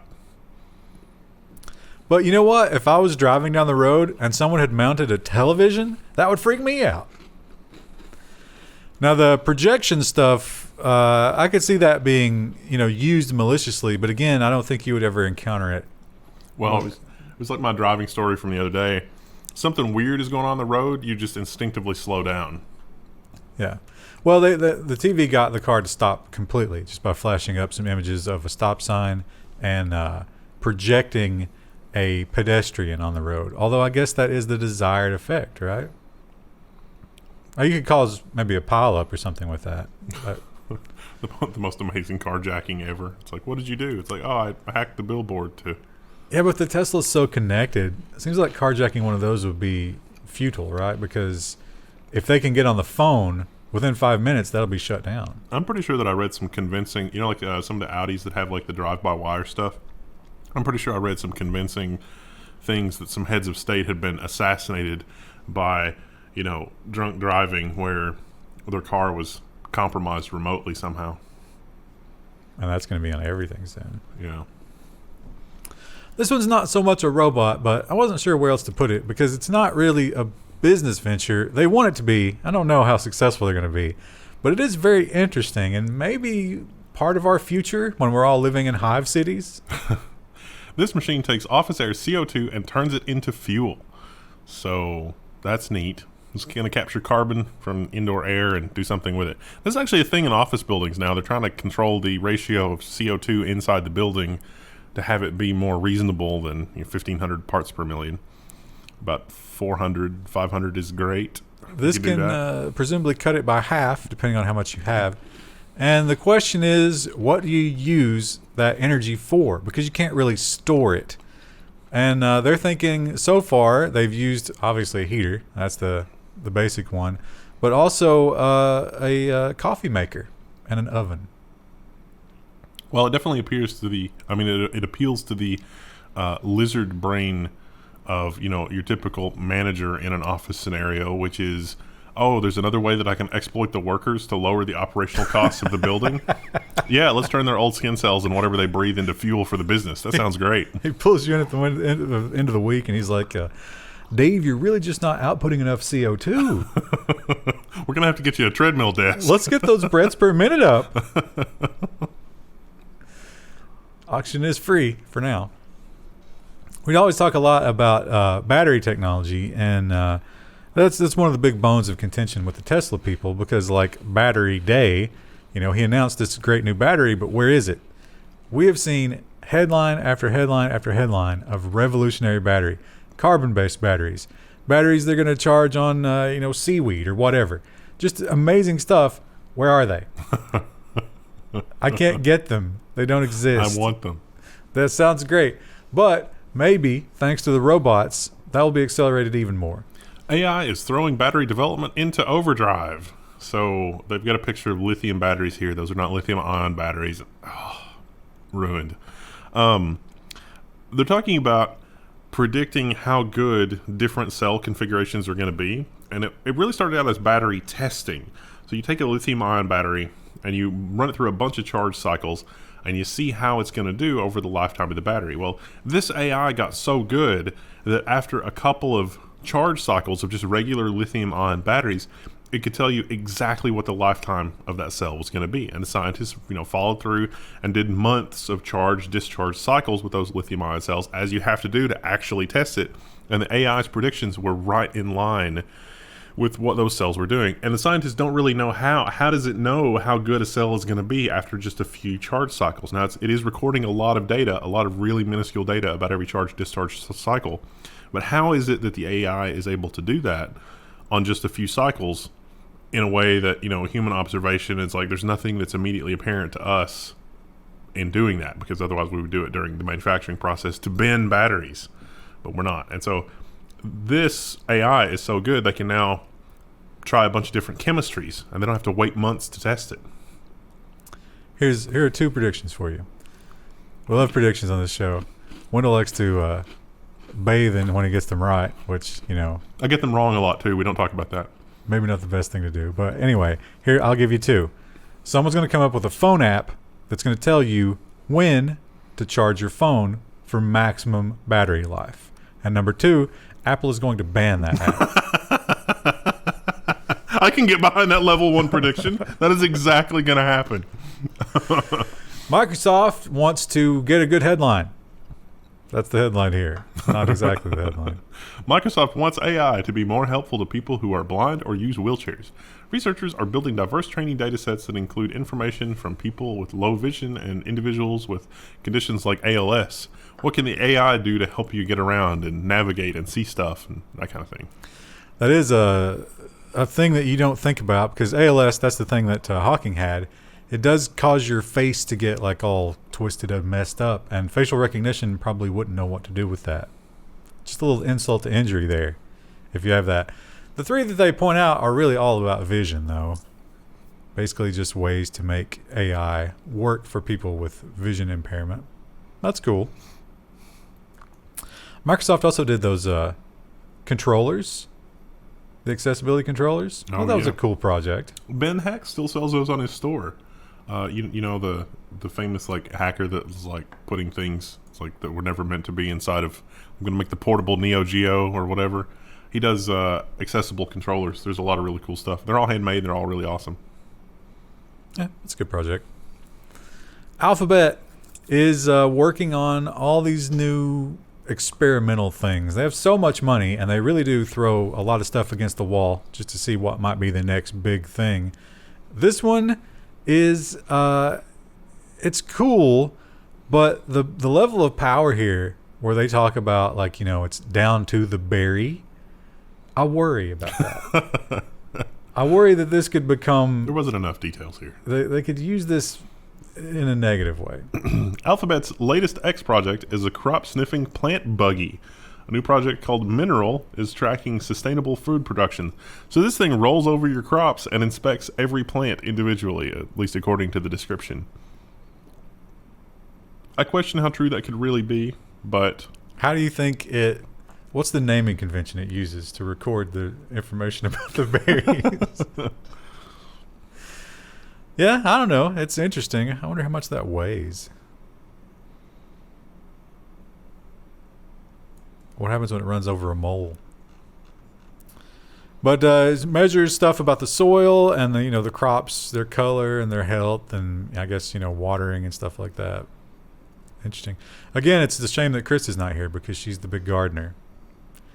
She sent me a video about like sustainable gardening or something like that, and it has infested my feed. YouTube must really like pushing that content because one little video and all of a sudden everything is Alaskan survival sustainable gardening. Something like this might be handy to learn, get an early warning that you've got pests before they get out of control. And you could put a little laser on it.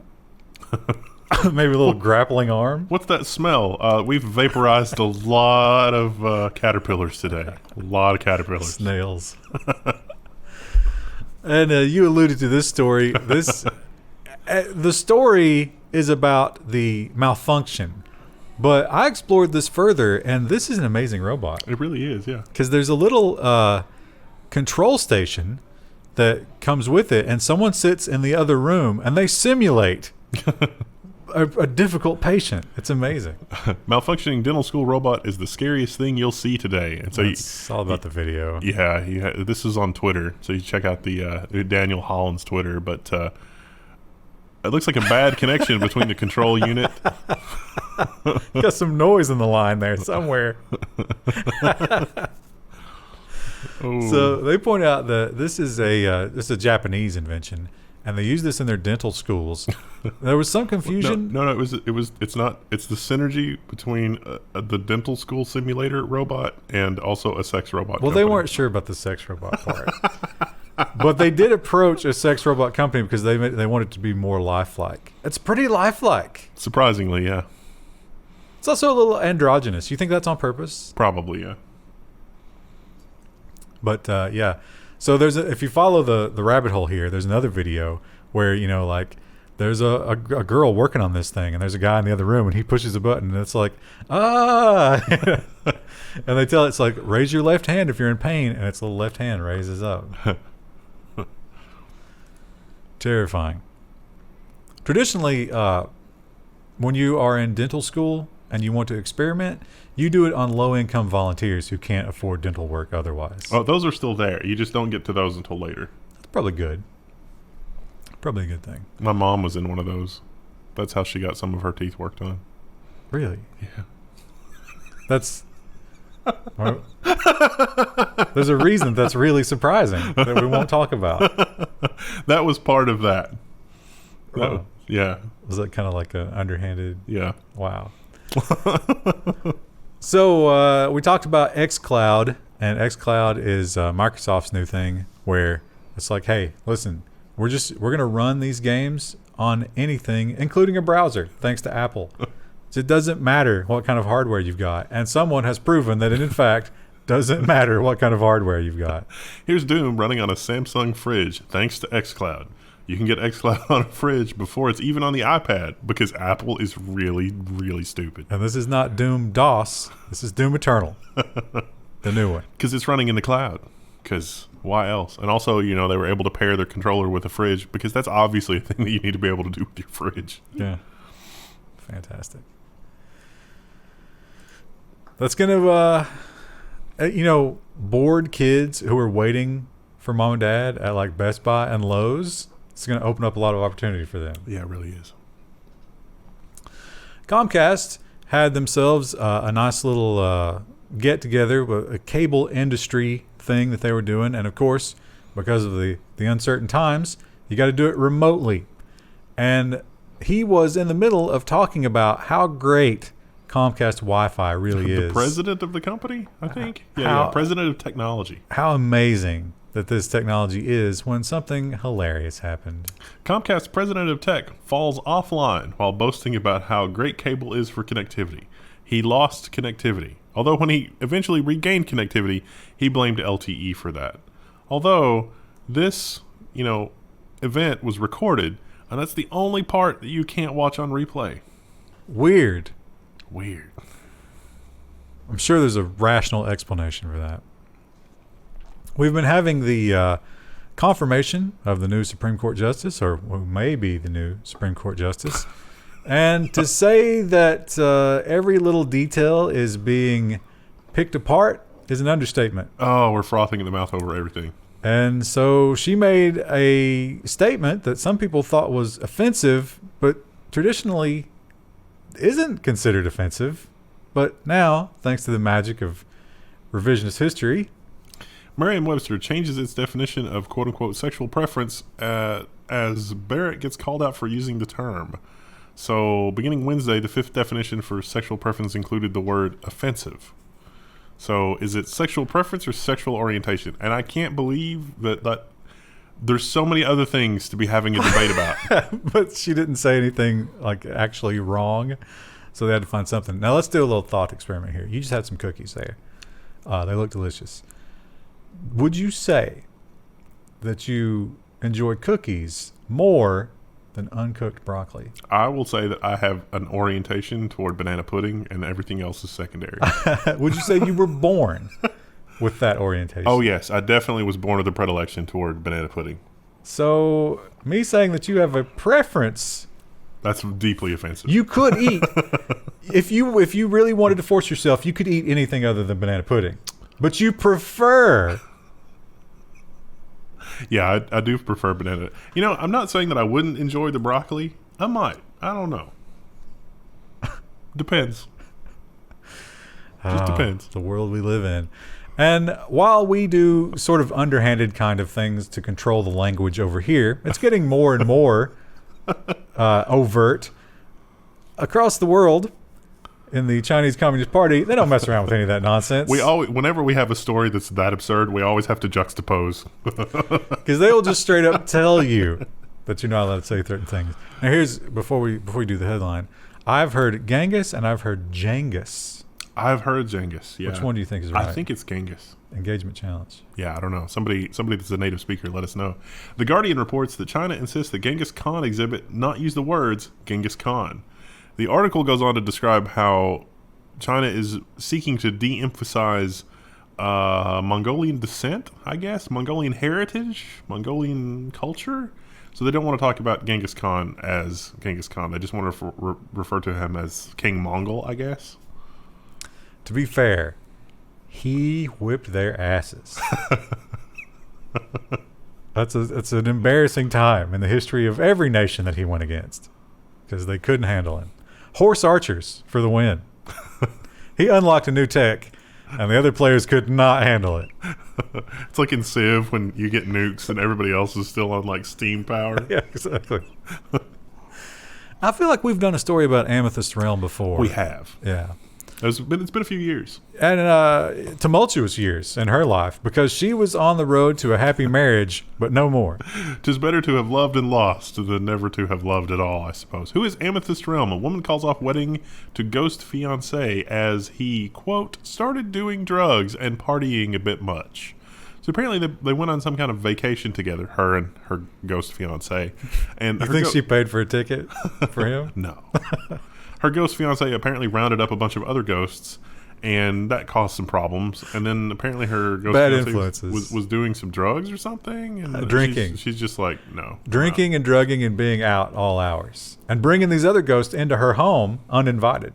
She did say that they were sort of knocking and banging things around randomly late at night, and it was very unsettling. What are you going to do?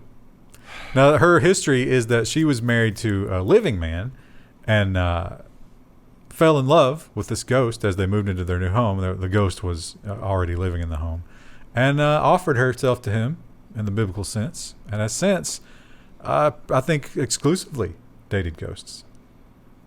Okay. Exciting. Oh, we should have put this with the other one because this is the theme of using language to destroy society. I don't know how else to think about it. You can't offend anyone, and it seems like every word risks offending someone. Okay, Syracuse.com reports a school is dropping their mascot name Cougars because it might offend women. And at first I was like, that's hilarious and also sad. But then I thought, at the turn of the 20th century, there were some really offensive school mascots as well. Yeah, we just got rid of the Redskins. Yeah, well, yeah. So maybe this, I don't know. This picture of this cat is like, you did what? Are you serious? How many pictures of cougars do you think they had to look through? The search might have also been difficult here because they could go to Google and you search for that and you get something else. Maybe that's the next word on the chopping block. But is cougar not...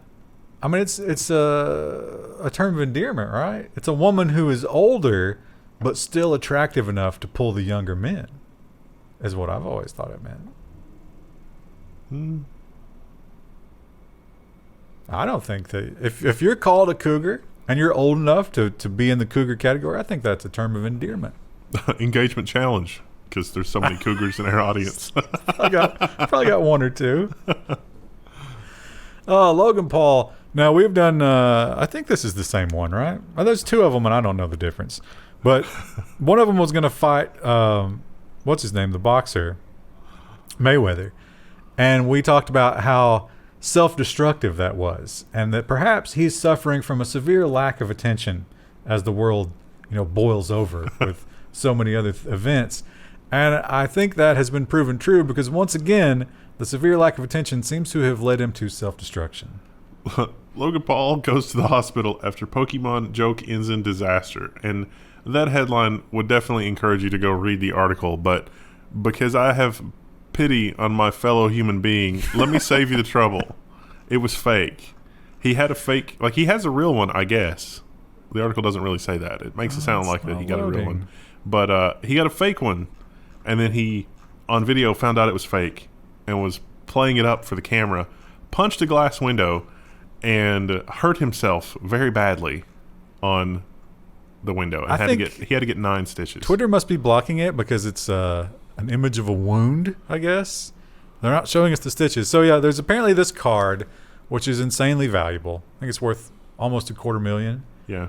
And he bought an unopened box for $500,000 or something like that, and pretended to discover it and then find out it was fake. I don't really understand any of this.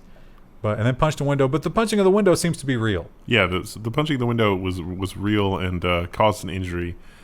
He lost a lot of blood, according to him, so it might not have been... But he did get a bunch of stitches. Now, the picture, it looked like he had, 4 stitches. But the headline says 9, so who knows? It's all misinformation, man. You can't trust the news media. God, I hate that we're talking about it, but I feel like we should because you got to point out I hate that we're talking about it, too. The madness. But, if you saw the headline and wondered what happened, that's it. That's all it was. It was just... Also, I thought his audience was more dude bros, but it's people into Pokemon cards? There's a lot of people that are into Pokemon cards that are... But crosses over with his audience? That are well past teenagers. Well, he's got to be careful, too, because all of his audience that's under 18, he's being super scrutinized by YouTube and the FTC now because it's are children watching this? I don't know. God help us. They probably are. And they're aspiring to that type of thing. Well, mental problems are rife in these uncertain times. It seems like we're starting to celebrate them as a society, which is Sad, but sometimes it's obvious that it's only destructive when you have mental problems and you need to be locked up. That's funny that you say that, because as I was reading this, I was like, all this person needed was somebody to reach out and try to help him. That's all he really needed. Probably. Man attempting to resurrect grandmother accused of causing $30,000 in damages to a Knoxville cemetery. So, Frazier was arrested and charged with vandalism and criminal trespassing. So, what in your life has gone so bad that you need to resurrect your grandma for help with something? I'm going to say methamphetamine. Yeah, it's always drugs, isn't it? Not always. I mean, it could be, just straight up mental disorder, but a lot of times it's drugs. And I think the two are sort of synergistic, right? I mean, one leads to the other. It seems like he's in custody now. At least Alvia Harris, the least that they could have done was gone to the jail and interviewed him to be like, so, you brought your grandmother back. What was next? You're asking Alvia Harris to get urine and or feces thrown on them. That's what you're asking for. Was it Grandma, where's the gold buried? Was it Grandma, what should I do? Was it, what was it? I think it was just, a momentary loss of control. And when the cops showed up, what excuse can I possibly give? Well, speaking of things that are buried in the ground, how about those dinosaurs? They're there, and we want to get them out because we want to look at them. They were put there by the devil to mislead you. So there's a whole profession based on that, and they study other things too. But bones are those are the ones that get the headlines. And they had a conference. Now, of just course, last week we had the $31 million T-Rex statue. Oh yeah, it's big money. I mean, you're probably not going to find one. There's not that many left. But hey, shoot for the stars. But because we live in these uncertain times, you got to do it virtually, and they hooked up with their virtual meetup only to find that there was a word filter in place. A profanity filter banned the word bone at a paleontology conference. Words like bone and pubic and stream are frankly ridiculous to ban in a field where we regularly find pubic bones in streams, one participant said of the filter, which organizers had to thwart. That's definitely some paleontologist humor right there. I bet he was really pleased with himself. Well, it's good that they put that much work into, figuring that out. I mean, it seems like paleontology would be one of the things where, like you and one or two people can definitely get enough social distancing at, a big dig. So why not? Yeah. It seems like the business would be booming. And apparently, if you find it's life changing if you find that T-Rex skeleton, because that's going to be several $1 million at least. I'm sure they don't do it for the money. They do it for the love of the bones.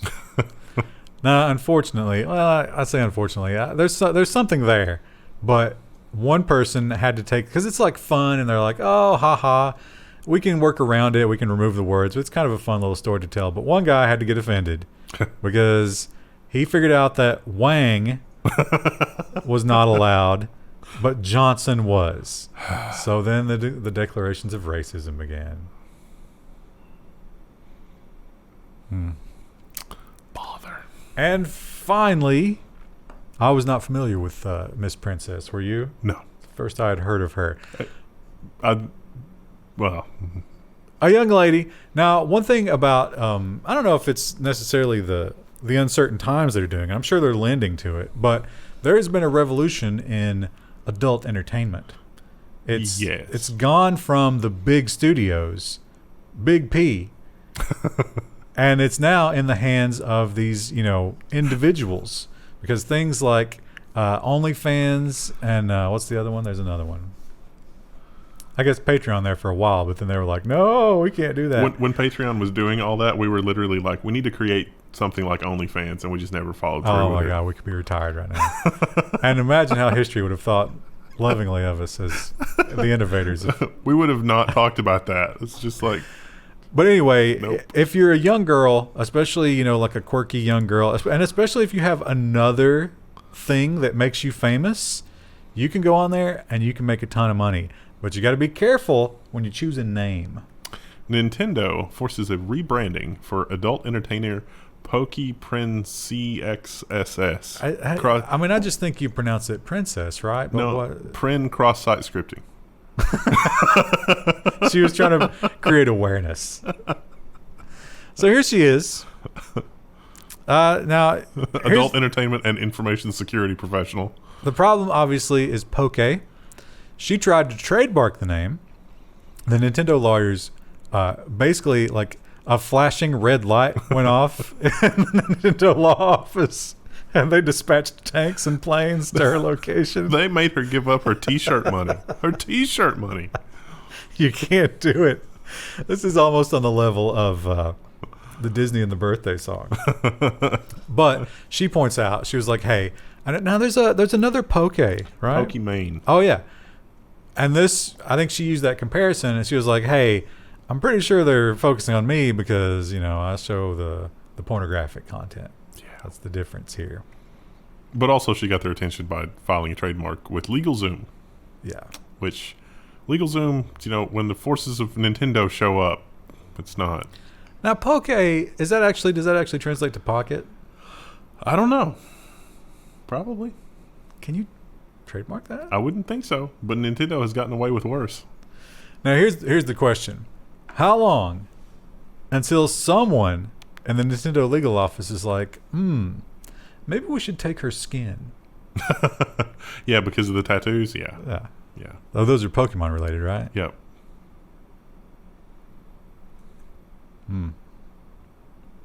Oh, well. Seems problematic. You know what I think is the big thing that's going to fall out from this story? She's going to get a lot more OnlyFans. So in a sense, it kind of worked. It's like picking a fight with Nintendo. You give up some T-shirt sales, but you get some other stuff. And now she is digital prinks. Prin cross-site scripting. Yeah. Probably won't hurt her income at all. Prin cross-site scripting. Okay. Oh, what about the Digimon lawyers? She didn't think this one through at all. I think Digi is a lot more common than Poke, but I don't know. This sounds like it's venturing dangerously close to weeb territory, which means it's our time to go. Oh, there's so many weebs.